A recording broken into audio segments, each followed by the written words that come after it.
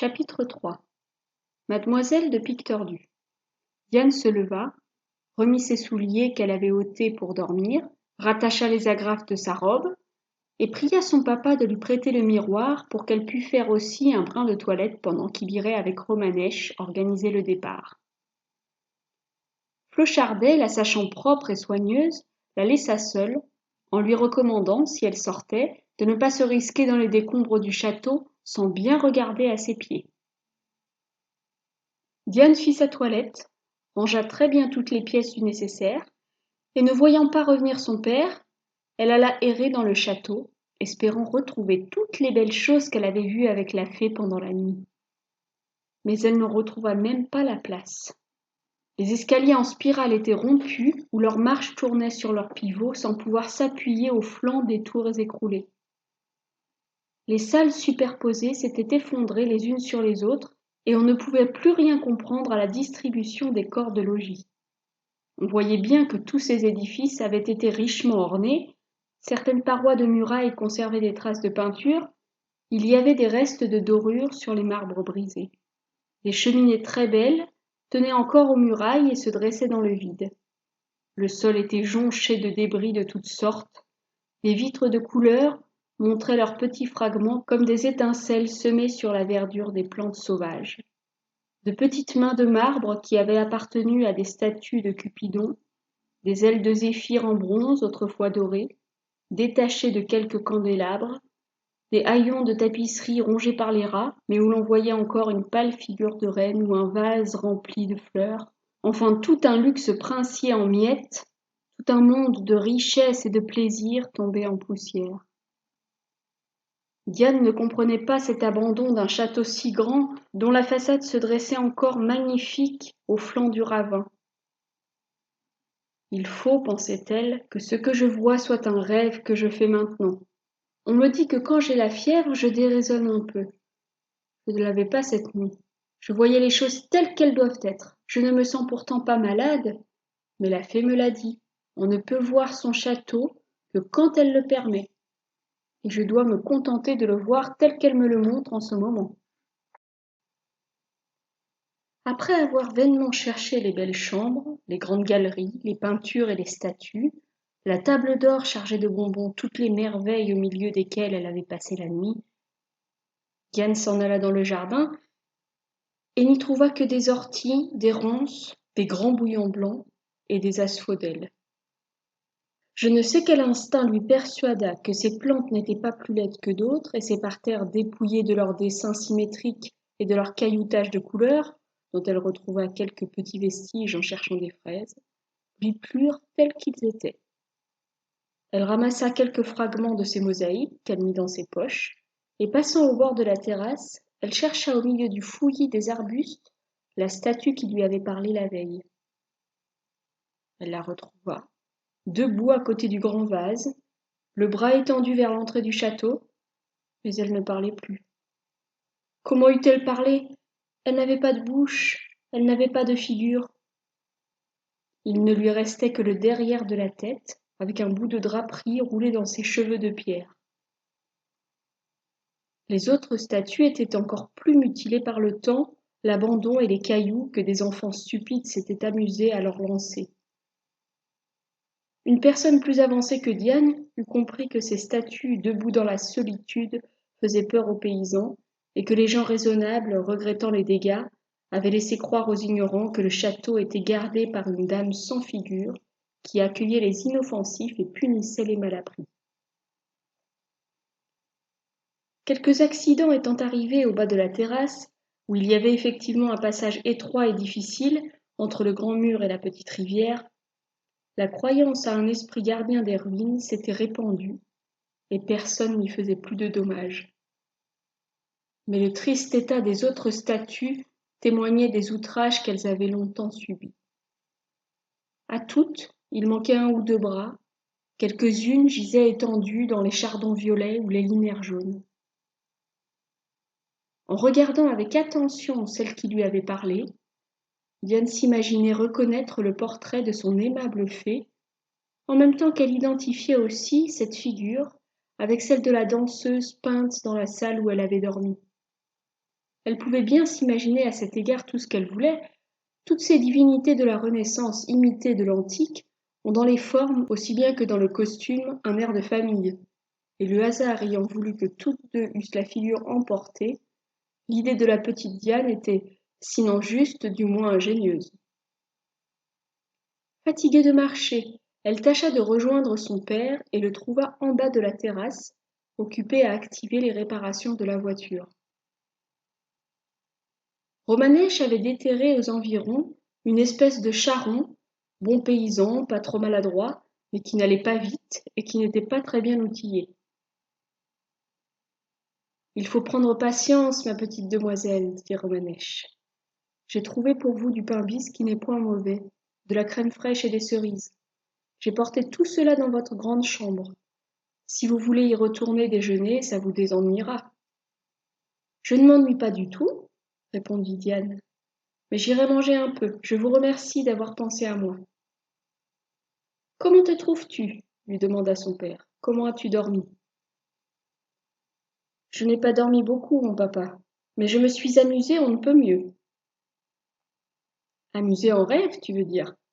Tu as eu des songes gais? Allons, c'est bon signe. Va manger.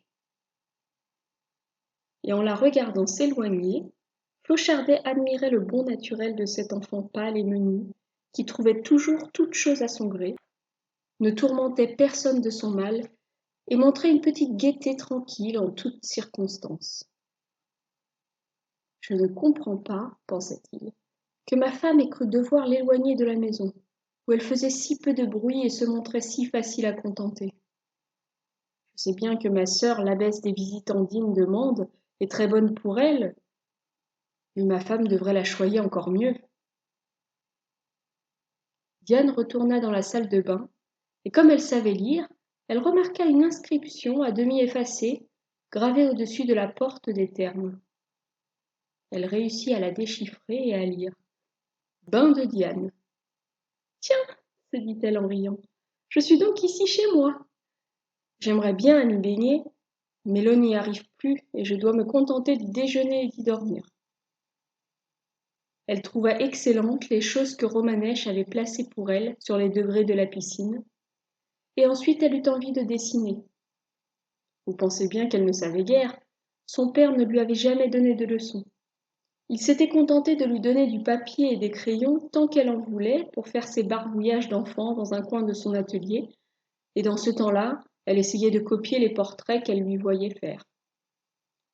Il trouvait ses essais fort drôles et en riait de tout son cœur, mais il ne croyait pas qu'elle eût la moindre disposition pour le dessin, et il était résolu à ne pas la tourmenter pour lui faire suivre sa carrière. Au couvent où Diane venait de passer un an, on n'apprenait pas à dessiner. Dans ce temps-là, on ne recevait une éducation d'artiste que pour arriver à gagner sa vie. Et Flochardet, étant riche, pensait à faire de sa fille une vraie demoiselle, c'est-à-dire une jolie personne, sachant s'habiller et babiller sans se casser la tête pour être autre chose. Diane aimait pourtant le dessin avec passion, et jamais elle n'avait rencontré un tableau, une statue ou une image sans l'examiner avec une grande attention. Il y avait dans la chapelle de son couvent quelques statuettes de saintes et quelques peintures qui lui plaisaient plus ou moins. Je ne sais pourquoi, en regardant la fresque des bains de Diane au château de Pictordu, et en se rappelant d'une manière un peu confuse tout ce que la fée lui avait montré durant la nuit, elle se persuada que les images de son couvent ne valaient rien et qu'elle avait maintenant devant les yeux quelque chose de très beau. Elle se rappela qu'en mettant 2 albums dans sa malle, son père lui avait dit « Ce petit sera pour toi, si tu as encore le goût de gâcher du papier. »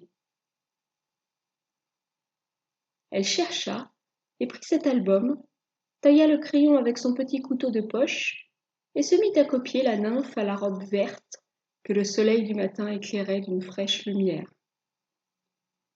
Et alors elle remarqua que cette figure ne dansait point.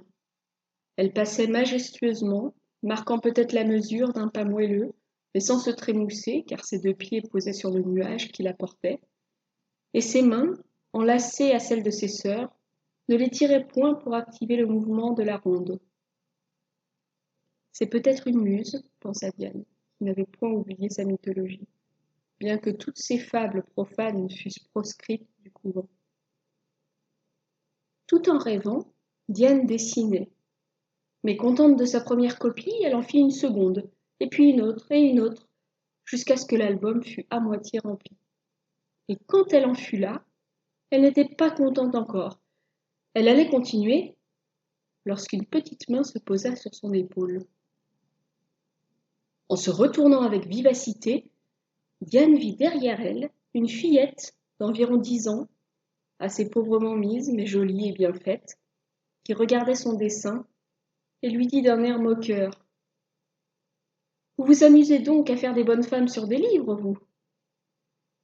« Oui, » répondit Diane. « Et vous ?»« Moi non, jamais. Mon père me le défend. Je ne gâte pas ses livres. »« Mon papa m'a donné celui-ci pour m'amuser, » reprit Diane. « Vraiment ? Il est donc bien riche ? » ?»« Riche ? Mon Dieu, je ne sais pas. » »« Vous ne savez pas ce que c'est que d'être riche ? » ?»« Pas beaucoup. Je n'ai jamais pensé à cela. » »« C'est que vous êtes riche alors. Moi, je sais très bien ce qu'est d'être pauvre. » »« Si vous êtes pauvre, je n'ai rien, moi, mais je vais demander à mon papa. »« Ah, vous me prenez pour une mendiante ? Vous n'êtes pas poli, vous. C'est parce que je n'ai qu'une petite robe d'indienne, pendant que vous avez une jupe de soie. Sachez que je suis pourtant très au-dessus de vous. Vous n'êtes que la fille d'un peintre, et moi je suis mademoiselle Blanche de Pique-Tordue, fille du marquis de Pique-Tordue. »«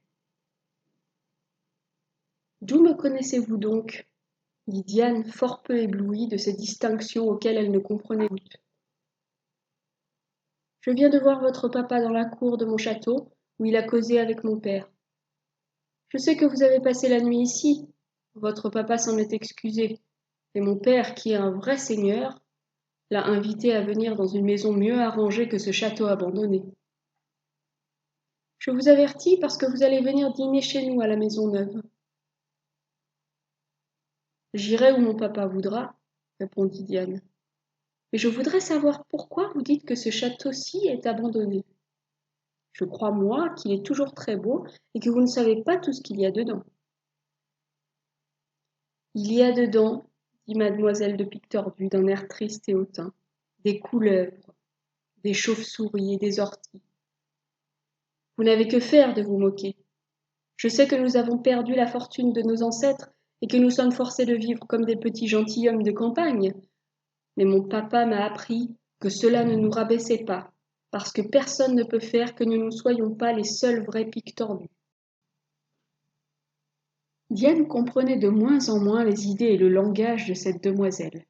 Elle lui demanda ingénument si elle était la fille de la dame au voile. Cette question parut irriter beaucoup la jeune châtelaine. « Apprenez, répondit-elle sèchement, que la dame au voile n'existe pas et qu'il n'y a que des ignorants et des fous qui puissent croire à de pareilles sottises. Je ne suis pas la fille d'un fantôme. Ma mère était d'aussi bonne maison que mon père. » Diane, se sentant trop ignorante pour lui répondre, ne répondit pas, et son père vint lui dire de se préparer au départ.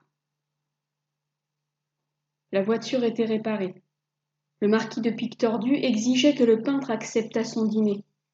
Dans ce temps-là, on dînait à midi. La maison neuve du marquis était à la sortie du ravin, sur la route de Saint-Jean-Gardonanque.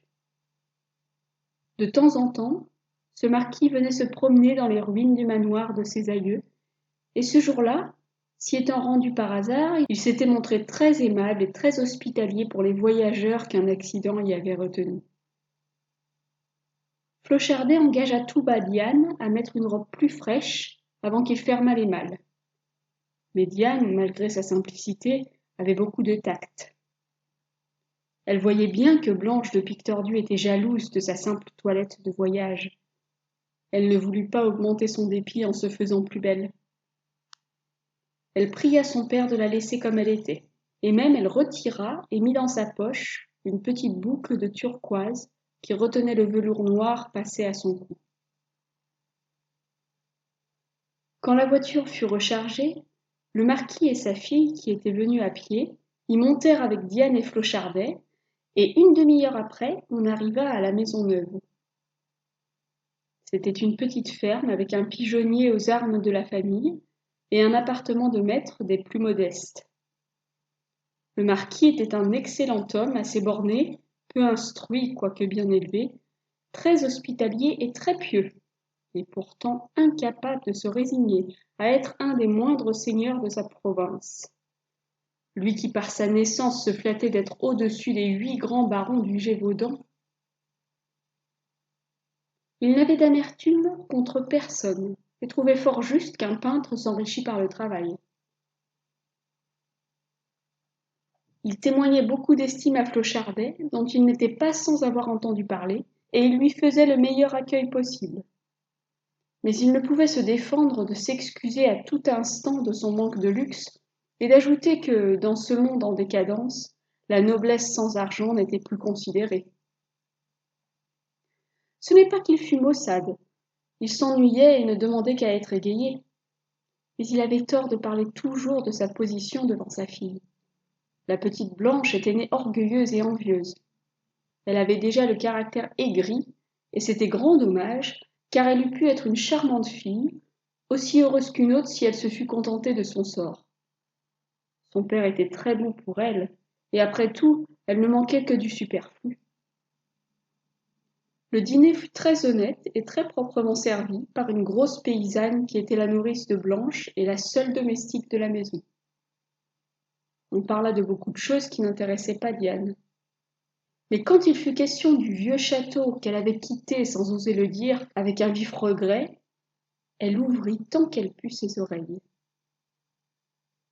Son père disait au marquis: « Je m'étonne, puisque vous vous plaignez de quelques embarras de fortune, de l'abandon où vous avez laissé les objets d'art anciens dont vous auriez pu tirer parti. Y a-t-il réellement encore des objets d'art dans mon château ? Demanda le marquis. Il y en a eu avant que tous les toits fussent effondrés.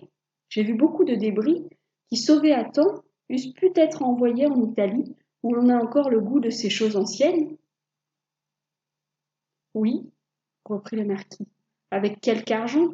J'eusse pu encore sauver quelque chose, je le sais, mais ce peu d'argent, je ne l'avais pas. Il eût fallu faire venir un artiste, lui dire de faire un choix et d'évaluer, et puis les emballages, le transport des objets, un voyageur de confiance pour les accompagner.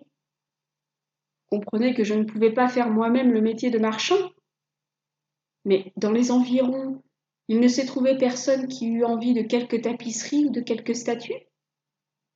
Personne. Les riches d'aujourd'hui méprisent ces antiquailles. Ils suivent la mode, et la mode est aux chinoiseries, aux rocailles, aux bergères poudrées. On n'aime plus les nymphes et les muses. Il faut du tortillé, du riche et du surchargé. N'est-ce pas votre opinion? Je ne dis jamais de mal de la mode, reprit le peintre. Je suis par mon état son aveugle et dévoué serviteur. Pourtant la mode change, et il se peut qu'on se reprenne de goût pour le vieux style du temps des Valois. Si vous avez sauvé quelques débris des ornements de votre château, gardez-les. Un temps peut venir où ils auront quelque valeur. Je n'ai rien sauvé, répondit le marquis. Quand je suis venu au monde, mon père avait déjà laissé tout dépérir, par dépit et aussi par fierté. Rien ne l'eût décidé à vendre une pierre de son château, et il ne l'a quitté que quand il a failli lui tomber sur la tête. Plus humble et plus soumis à la volonté du ciel, je suis venu habiter cette petite ferme, seul bien qui me reste de nos immenses propriétés. Diane essayait de comprendre ce qu'elle entendait, et elle croyait le comprendre. Elle eut un remords de conscience. Elle tira de sa poche une poignée de ces cailloux de diverses couleurs qu'elle avait ramassés dans le parterre, et la donnant à monsieur Flochardet.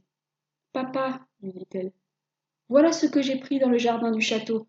Je croyais que c'étaient des cailloux comme les autres. Mais puisque tu dis que monsieur le marquis a eu tort de tout laisser se perdre, il faut lui rendre ces choses-là qui sont à lui et que je n'avais pas l'intention de dérober. » Le marquis fut attendri de la gentillesse de Diane, et remettant les mosaïques dans la main de l'enfant, « Gardez-les en souvenir de nous, dit-il. Je regrette, ma chère petite, que ce soit des morceaux de verre et des fragments de marbre sans aucune valeur. Je voudrais avoir mieux à vous offrir. » Diane hésita à reprendre les jouets qu'on lui offrait si gracieusement. En tirant à la hâte tout ce qui remplissait sa poche, elle en avait retiré aussi sa petite boucle de turquoise, et elle regardait son père en lui montrant mademoiselle Blanche, qui, de son côté, regardait le bijou et paraissait mourir d'envie d'y toucher. Clochardet comprit la bonne intention de sa fille, et présentant la boucle à mademoiselle de Piquetordu. « Diane vous prie, lui dit-il, d'accepter en échange de vos jolis cailloux ces petites pierres taillées, afin que vous gardiez un souvenir l'une de l'autre. » Blanche rougit à en avoir les oreilles cramoisies. Elle était trop fière pour accepter simplement, mais l'envie qu'elle avait de ces gentilles turquoises lui faisait battre le cœur. « Vous ferez beaucoup de chagrin à ma fille si vous refusez, » lui dit Clochardet. Blanche saisit le bijou avec un mouvement nerveux, l'arracha presque des mains du peintre et sortit en courant, sans prendre le temps de remercier, tant elle craignait que son père ne lui ordonnât de refuser. C'est peut-être ce qu'il eût fait s'il eût espéré d'être obéi, mais connaissant le caractère de l'enfant, il ne voulut point rendre ses hôtes témoins d'une scène fâcheuse. Il pria Clochardet d'excuser les manières brusques d'une petite sauvage et remercia à sa place. Le dîner étant terminé, Clochardet, qui voulait voyager le reste de la journée, prit congé du marquis en l'invitant, s'il allait dans le Midi, à l'honorer de sa visite.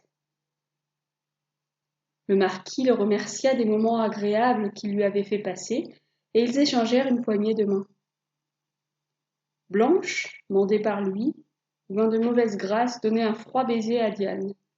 Elle avait au cou l'agrafe de turquoise et y tenait la main, comme si elle craignait qu'on ne la lui reprît.